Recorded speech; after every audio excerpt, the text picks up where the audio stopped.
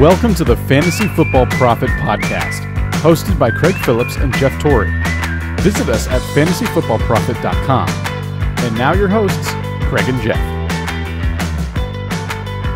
Welcome everyone to the Fantasy Football Prophet Podcast. I'm Craig Phillips, joined as always by Jeff Torrey. And tonight we're doing a little Pittsburgh, Carolina instant reaction. Actually, we're reacting to it. The game's not even over yet, but it's been over for a while now, actually.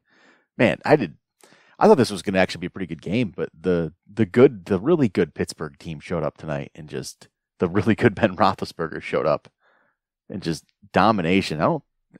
Did they need Le'Veon Bell at all? Not if they keep playing like this. And man, I feel. When we were doing our picks for the week, and I was hee-hawing over this one, just being like, oh man, I think Pitt, but luckily I picked Pittsburgh. But I feel like dumb right now, like watching this game. I'm like, how did I even think? And this is the classic Pittsburgh, they can do this. And no, even more so, they did it completely through the air. Like, James Conner was good. He was fine, but they didn't need him to be dominant. It was back to the Juju, Antonio Brown, and anyone else that had a pulse out there catching the ball. That's what it came down to. Yeah, Roethlisberger's 22 for 25, 328, and 5 touchdowns. That's bonkers. This guy has this in him, though, every once in a while. But it's not every week. That's what just is maddening to you if you use him. It just sucks. Yeah. You never know. Majority of the time it's good, but he throws a couple of those bad games out there.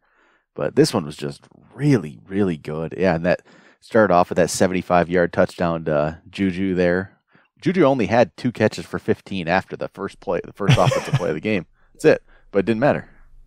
He, got the big touchdown. Brown again. Okay, Antonio Brown's been doing this every week. He only is getting like 5 or 6 catches for a round, but he's getting around 100 yards, getting a touchdown every time. He's not getting the 10 catches anymore, but he's getting a touchdown every single week. Yeah, and that's why he's, we did pick him for the rest of the year, number 1. And that's why, he is, even when we don't think he's playing well, he's playing crazy good. Well, yeah, and even Connor, like you say, he got the touchdown, 65 yards, but he only had 13 carries. They didn't really need to do much. Yeah, they didn't, and they threw it great yards per carry. And even as everyone, they were spreading the ball out, they're doing really well, obviously throwing it around.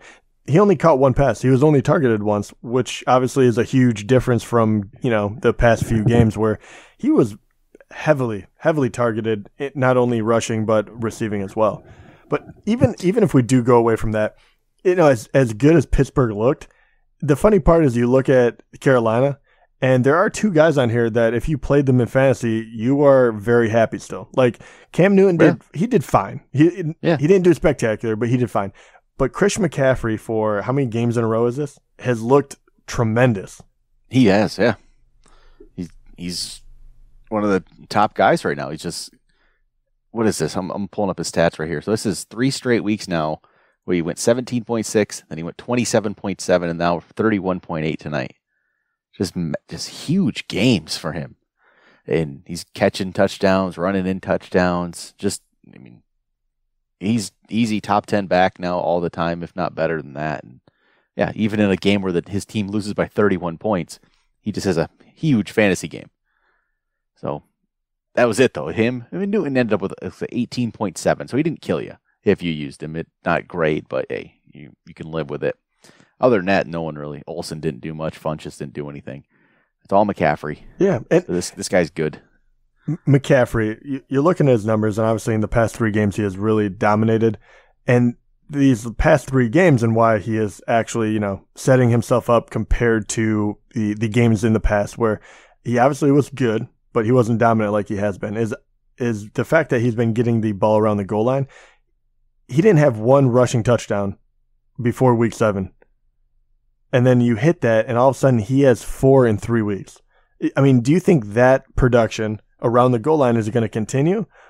Or do you think that it will be not even hard to say regression, but regression back to, hey, he could get 6 points, he could get 10, compared to, hey, he's going to be in the 20s? I think they might just keep using him around there. They'll use Newton too, but maybe they don't need to as much. McCaffrey can get the ball in there now. And remember beginning of the year, people would probably think that was going to be like a C.J. Anderson role or something, but that guy's non-existent for them. Completely non-existent. And yeah, I think McCaffrey's going to keep doing that. Yeah, and why you go away from it. The fact that he catches, obviously, that's where he really kills you. Obviously, he's tremendous catching the ball out of the backfield.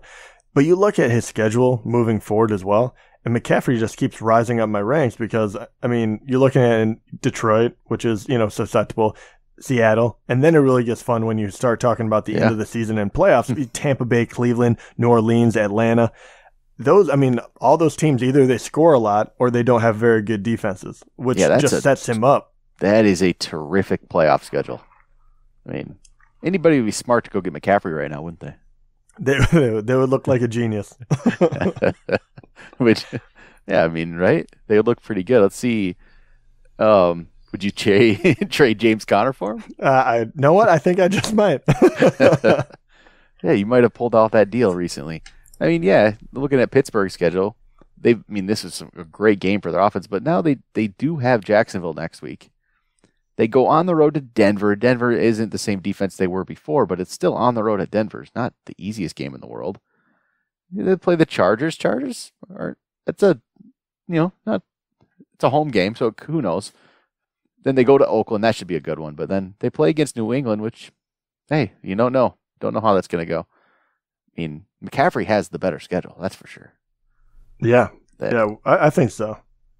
And, man, but think of this, though. Pittsburgh, though, they could be this good and then add Le'Veon Bell to their team. I mean, how crazy would that be? I don't even know if I want to get into it because I've been wrong every step of the way. I'll be just completely honest. If anybody asks us a Bell question in the next few days, I'm not answering. I don't think anyone knows. I feel like even Bell doesn't know. I feel like he's finding out material through reports along with us. Yeah, it's just ridiculous. Who knows what's going to happen with this guy?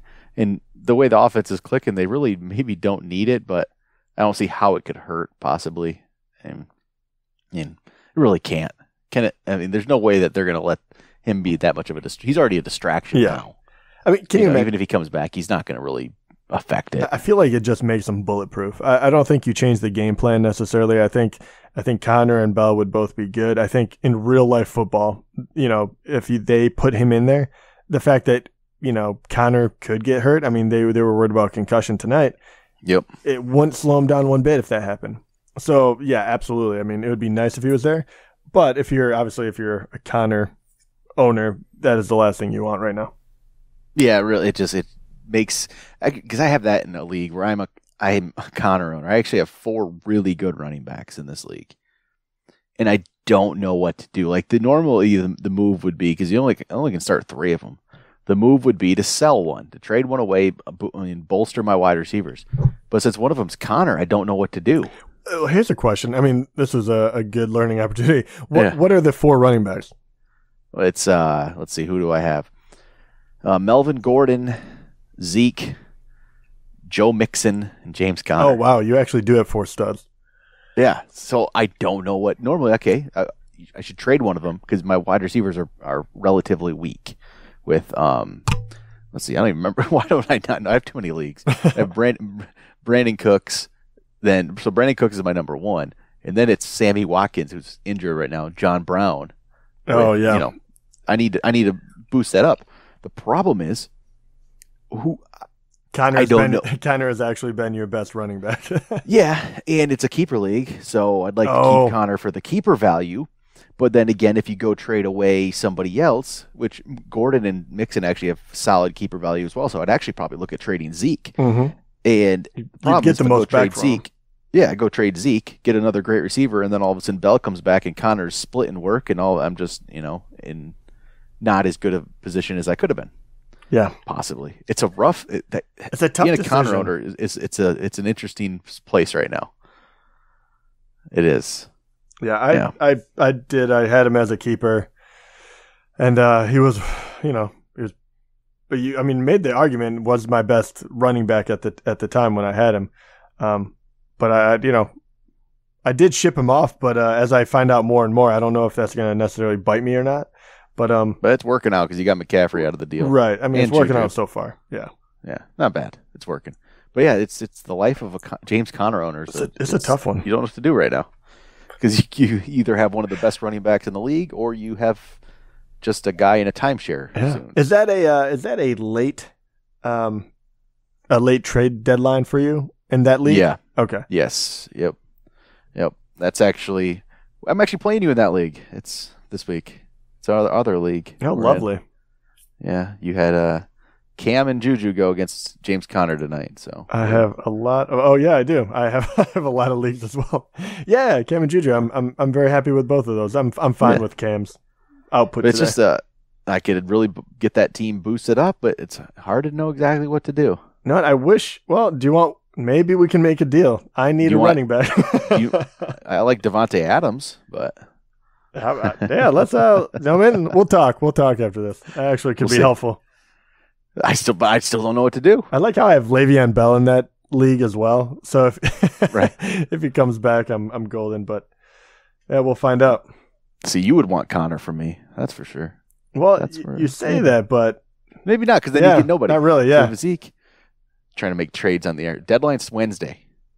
Yeah, I think we'll have to talk, because I think that would help both of us. We're kind of we're good, but we're not there yet. All right, so everyone's loving our trade talk of our fantasy team. Right, exactly. All right, but I think that's all I got for tonight. Pittsburgh's good. Christian McCaffrey's good. That's pretty much it. But I think that'll do it. We'll be back Sunday night with the Week 10 reaction. Talk to you guys later.